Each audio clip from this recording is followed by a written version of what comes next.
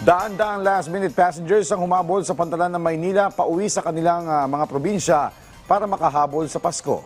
Si Harley Valbuena sa detalye.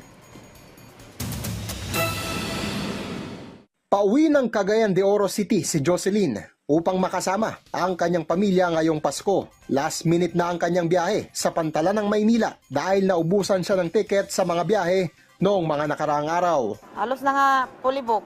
Yun na, wala nang choice. Mahigit 800 pasahero ang dumating sa Manila Northport Passenger Terminal. Ayon sa pamunuan ng Manila Port, para ngayong linggo ay fully booked na ang lahat ng biyahe na patungo sa iba't ibang lugar sa Visayas at Mindanao. Pero sa kabila nito, may mga nagbakasakali pa ring chance passengers. Ilan sa mga pasahero ay sa pantalan na sinalubong ang Pasko. Kabilang dito si Nanay Mercy, na bukas pa ang biyahe patungong Bacolod City. Biglaan lang kami umuwi eh.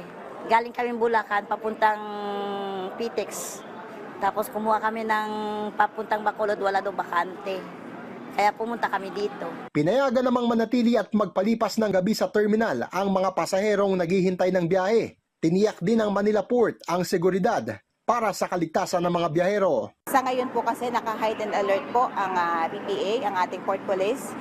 So, no leave policy din po tayo. Lahat po sila naka-deploy ngayon. Meron po tayong 3 baggage x-ray machines. Makikita po doon kung may mga dinadala silang pinagbabawal na items po.